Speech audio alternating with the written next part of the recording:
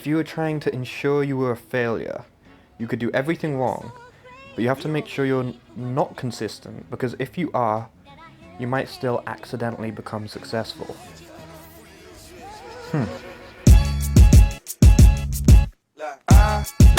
The way that you're moving around me, I went fully lit on the day that you found me.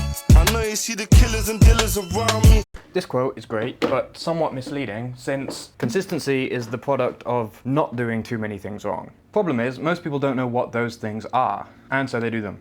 My biggest insecurity used to be my work ethic. I rarely managed to summon the motivation to do anything, and when I did, it would be characterized by 1 week of being on top of my game, followed by 3 weeks of doing jack shit. AKA the rut cycle. I thought that consistency was just the product of brute force, work ethic, and that if I was just a stronger person, then I would work more. I was a teenager, okay? Please excuse my cluelessness. I still hadn't even heard that Einstein quote. Work ethic is a lie invented by big productivity to sell you more Sigma grind set. It's true. Learning how to actually be consistent was the change that got me to being a published author who doesn't look like a twig and travels the world working remotely. The only downside is that nobody calls me Angelo anymore. They just call me Professional Poon Slayer 9000. Anyway, so you want to be consistent. Here's absolutely everything that I've learned about consistency over the past couple years. This video is probably worth a few $1,000s, by the way, so listen up, bitch. Sorry. Release the brainstorm to make your motherfucking brain warm. A strange form, something kind of lyrical. You are what you repeatedly do. No.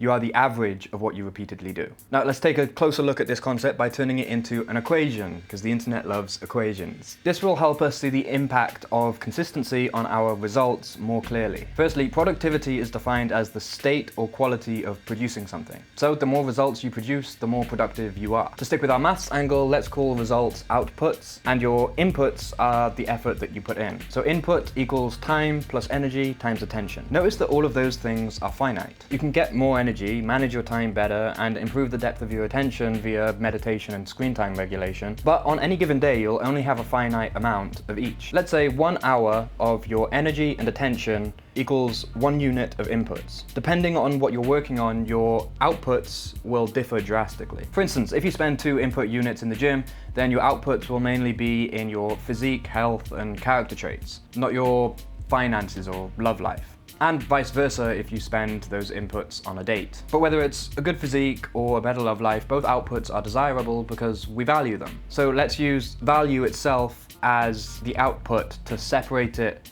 from any particular That's not how you say that.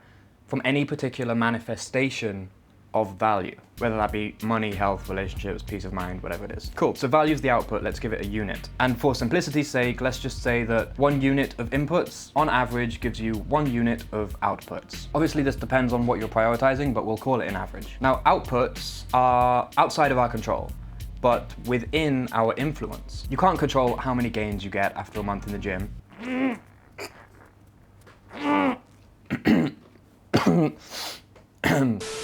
But you can influence it by changing the amount of time, energy, and attention you give it during that period. You could educate yourself on how to perfectly perform each exercise and optimize your diet and sleep. And you can try twice as hard in the gym. All of these things will influence your outputs, the amount of gains you get. But as the quote at the beginning of this video said, your most important input to optimize for is consistency. Why? Because if you go to the gym 1 hour a day for 5 days, you'll get a lot more results or gains than you would if you just went 1 day for 5 hours. Even though it's the same amount of input time, when you spread it out over a longer period, you get better results. It's like rolling a snowball. But why is this the case? Because of the law of diminishing returns. Like a bullet from a gun, it burns. When you realize she was never your girl, it was just your turn. You gotta face your demons, don't matter how much money you earn. Have you ever heard of beginner's luck?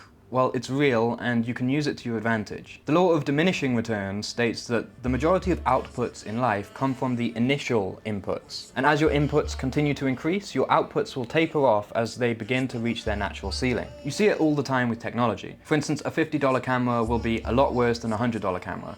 But a $50,000 camera will give you pretty much the same image as a $100,000 camera, because you're pretty much reaching the limits of the technology at that point. So when you go to the gym for 1 hour, 5 days in a row, each time you go, you catch that high return area of the payoff curve. Even with meditation, if you meditate for 10 minutes a day for 6 days in a row, you'll get a lot more results than if you only did it once for a whole hour. So consistency is not about consistent outputs, since while we can influence them, they're out of our control. So consistency is about consistent inputs, but you knew that already. And while consistency is the best way to increase your outputs, it's also the hardest thing to achieve.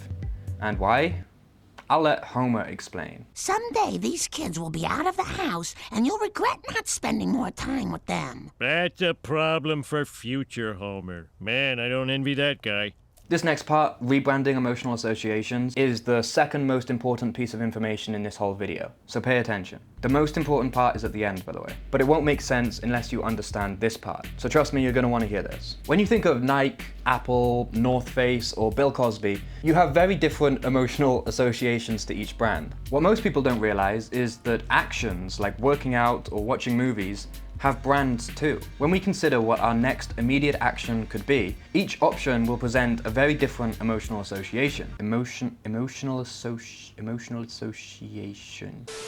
And if you don't get what I mean, there's an exercise we can do that depicts this perfectly. Once this video ends, or you click off it early, bastard, you have two options. You can meditate for 10 minutes, or you can continue watching YouTube. And I've just presented that choice to you. It's in your head now, so now you must choose. Sorry, not sorry. The first step of the exercise is to consider the meditation option. Really consider that you could choose to do that, because you could. And pay attention to how your body feels about the idea of it. There's likely a subtle emotion of resistance within you that feels more like contraction than expansion. A subtle sense that the walls are closing in around you. Now consider choosing to watch more YouTube or do something fun. Now there's a more comfortable emotion that's more seductive. Right? Every day you have choices to make, and every day you will pay attention to how each option makes you feel when you think about it, and then you'll choose to do the one that feels the best to think about. And this is where we get our rut cycle from. You know, where you're on top of your shit for about a week, and then the next week it's just bed rotting and jerking off. Whenever that happens, it's likely because you watched some motivational content or came to some realizations that changed the emotional association that you have to the work. Maybe you watched Rocky and identified with the training scene. So the idea of doing work suddenly became associated with that storyline and felt good. So you did lots of work for a week. But that's the problem. On the outside, it looked like you finally found some consistency, but on the inside, you're still a bitch. What I meant to say was, on the inside, nothing changed about your decision-making process. You were still just choosing to do what felt best. The only difference is that the inputs, the work, got rebranded to have a better emotional association. But this is temporary. So when it stops feeling best, which it will, you'll stop inputting, lose momentum, and your outputs will take a massive hit, which will then reinforce the belief that your inputs are futile, which further reinforces your negative emotional associations to the work and places you directly back into a rut. I was doing so well and feeling so good about it too, and I still fell off? This shit must be impossible. It's not even worth it. I shouldn't even try that again. This is what I call the sin wave cycle, because it makes your inputs look like a sine wave, except it's sinful. If your inputs look like a sine wave, then the ruts and binges cancel out all of the good work that you do, and you land around dead average. This is how you end up making no progress despite doing the work.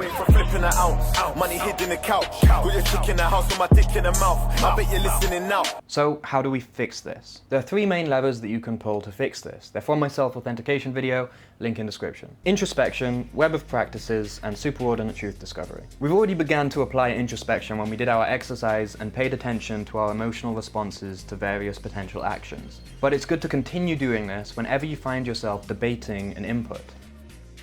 Lever 2, web of practices. Once you've applied lever 1, include this into your web of practices.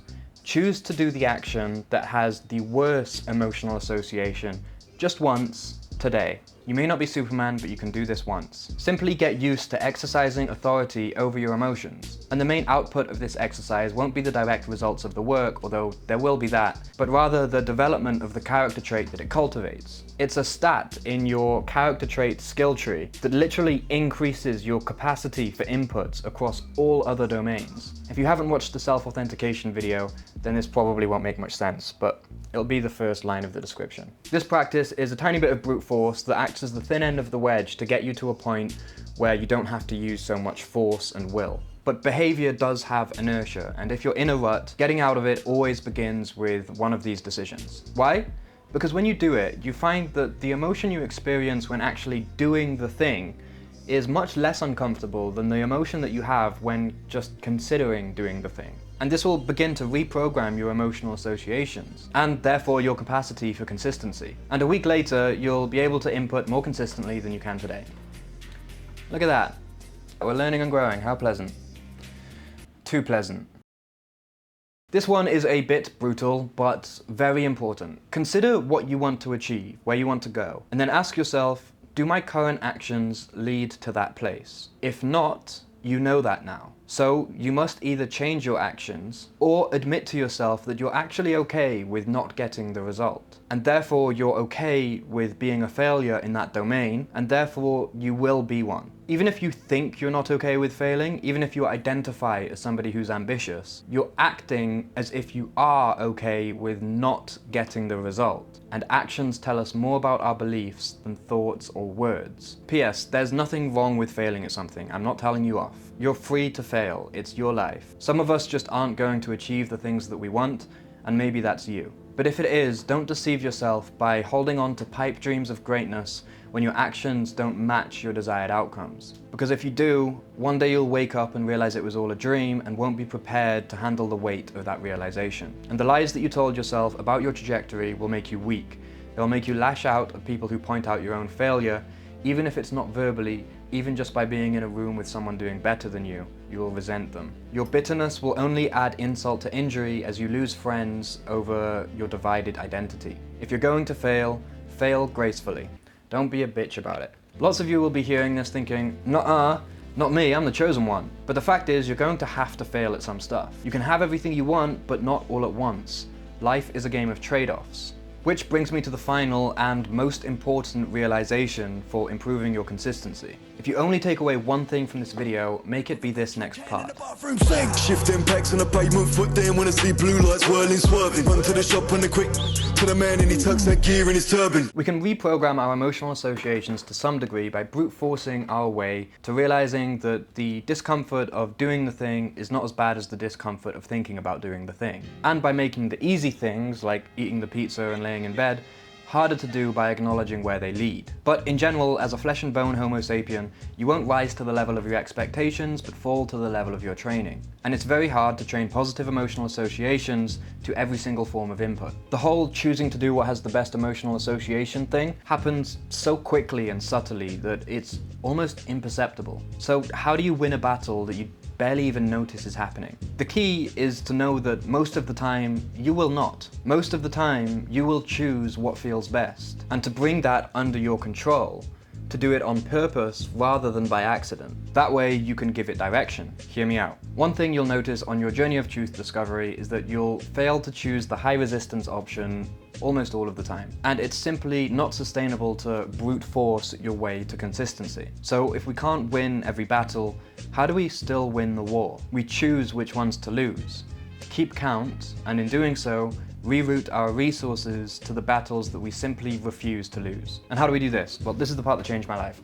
The key is to grant yourself decadence points, and to be aware of how you're spending them. What is decadence? Moral or cultural decline as characterized by excessive indulgence in pleasure or luxury. If you want to be jacked, you can't afford the luxury of skipping the gym or partying all the time. And if you want to improve your mind, then you can't afford the luxury of scrolling TikTok for 2 hours rather than meditating for 10 minutes. It's counterintuitive, but you have to allow yourself to be a decadent piece of shit who does the easy option X amount of the time. Since you're going to be a lazy idiot either way, it's in your nature. Just acknowledging that fact brings it into the conscious mind, which means you get to choose which battles to lose. This frame makes it so that you never fall into the what the hell trap of believing that one failure justifies another, aka the binge fallacy, which is at the core of the rut cycle. This is the guy who diets absolutely perfectly for 5 days, then eats 1 cookie and instantly orders 3 Domino's pizzas directly afterwards.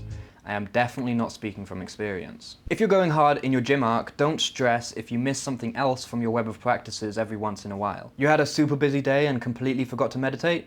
Cool. Acknowledge that fact, bring it into the domain of the conscious, then you get to decide whether you want to meditate twice tomorrow to even out your frequency and get those decadence points back, or if you simply want to take the L and get back on the horse tomorrow. Went out with some friends and ate some pizza? Got a little bit fucked up? Cool. Nothing's changed. You haven't fallen off. You simply spent a bunch of your decadence points. That's fine, you're allowed to do that. But it's a budgeting issue. It does mean that you'll have less available to spend tomorrow. If you want to get where you're going, that is. And if you still spend lots of decadence points tomorrow, then we resort to the most brutal of the levers, lever 3. Ask yourself where you want to go, if your current actions will take you there, and if not, admit to yourself that you're okay with failing. But this decadence points thing all hinges on one frame shift. Probably the most important point of this entire video. So bear with me. Lots of people feel like if they make $10 and then spend $10, they've made nothing in total. This is not true. You have kept every single dollar you've ever earned. And you've lost every single dollar you've ever spent. If you start with $100 and then skip the part where you make the $10, chances are you'll probably still end up spending $10 later, especially if you're the type of person who skips out on making $10. And so what will you be left with? $90. However, if you start with $100 and then you don't skip making $10 and then you spend $10 anyway, what are you left with? $100. 90 versus 100. You keep that extra 10. The same is true of output units and decadence points. In life, there are actions that contribute to our growth and actions that contribute to our decay. They are two separate axes. Most people think that they are one singular bar and they keep trying to push themselves up and then they fall back down, but there are two different bars at play, and where you end up is where they average out. If you meditate every day for a whole week and then fail to meditate next week, the consistency that you built up in week 1 is not lost. The benefits of that, though small, will carry through in the same way that that $10 carried through. Take care of your pennies and your pounds will take care of themselves. You could have skipped both weeks and then you'd be down by 2 weeks rather than just by 1. And the outputs that you lost in the second week are also gone forever. You can't get those back. You'll never get that back for the same reason that you'll never lose the results that you got from the week that you did put in. This frame shift makes it so that it is never a bad idea to eat a good meal, get a good night's sleep, meditate or get one more rep in, even if you're in a rut. Because the inner bitch that wants us to be decadent failures is like Groot. It can only say one phrase. It's not worth it. And this frame shift acknowledges the truth that it is always worth it. And it makes it so that it's always a bad idea to make a rut worse. You can never get back progress that you lost. Because even if you get back to the same place, if you'd never lost that progress in the first place, you'd be further ahead now from the same amount of work. But that's just a theory. A game theory. Get it? Because points and skill trees and... First off, fuck your bitch in the clique you claim. West side when we ride, come equipped with game. You claim to be a player, but I fucked your wife.